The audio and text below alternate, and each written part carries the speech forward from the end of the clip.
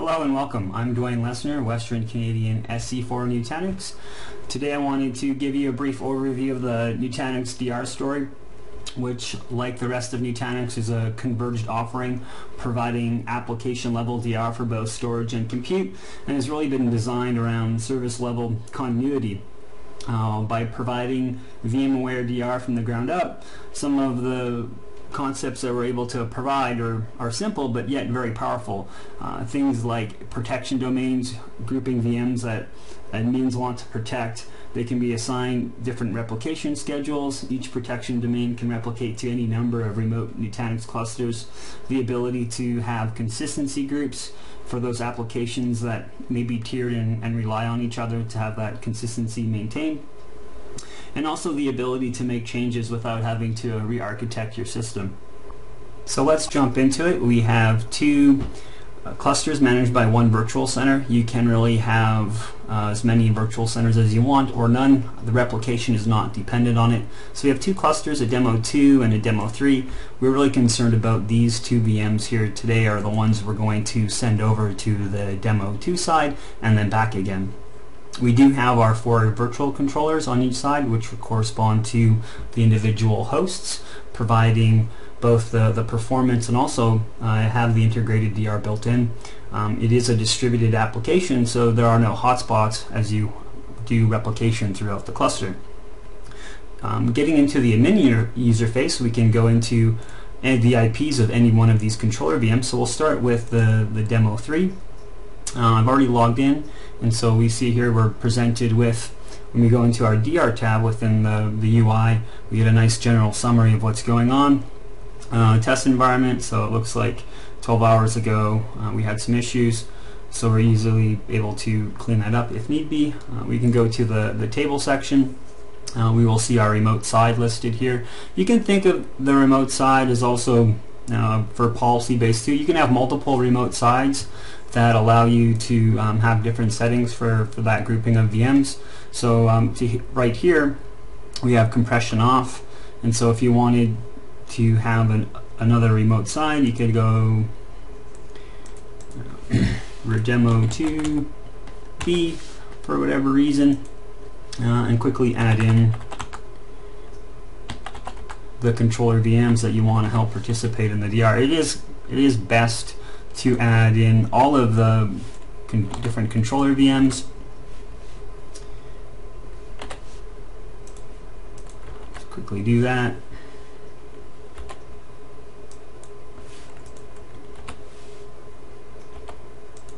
We do want to use compression for this grouping of VMs, and we can also set a max bandwidth. Maybe this grouping of VMs isn't that important and we want to make sure that it doesn't affect any of the other traffic. We can put 50 megabytes per second.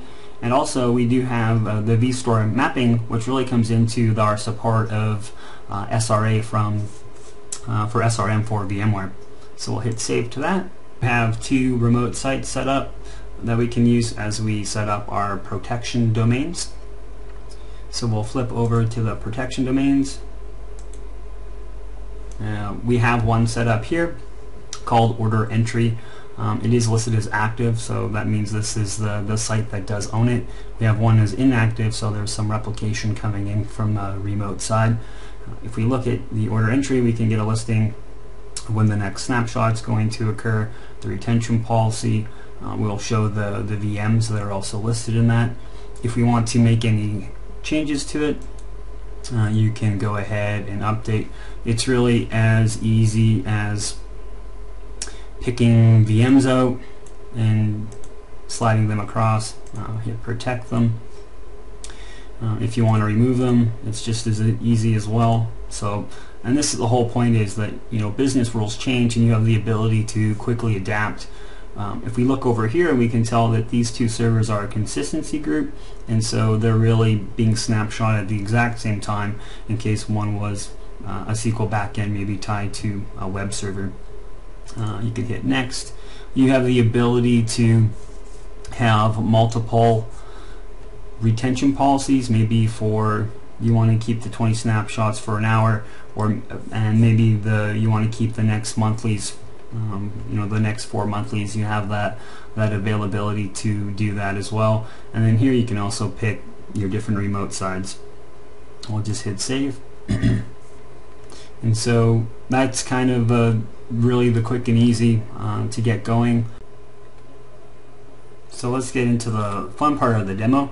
So we have the ability to migrate. This is more clean in nature. We'll shut down the VMs. We'll take another snapshot and send them across to the other side, unregister the VMs from this side, and then register them on the remote side.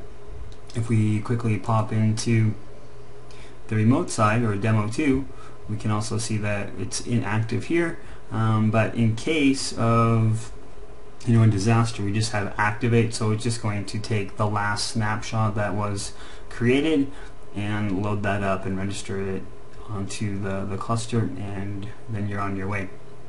So if we pop back here, we will hit migrate. You can pick your remote location. The other ones are listed there. Hit save. Then you are presented with the tasks that are going on. Though as things are happening, you'll see a list of blue tasks appear, and then from there you can kick up your feet on your desk and watch your virtual machines migrate over.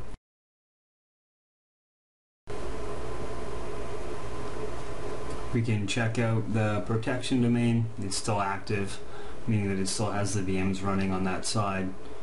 If we can see that some of the compression has started, the VMs are still there, and everything looks to be in order. Flipping over to the remote side, one of the tasks has started to create the initial protection domain for the VMs. It is also, you can check out the replication on this side, and there really shouldn't be any VMs yet because they're not fully over. Looks good.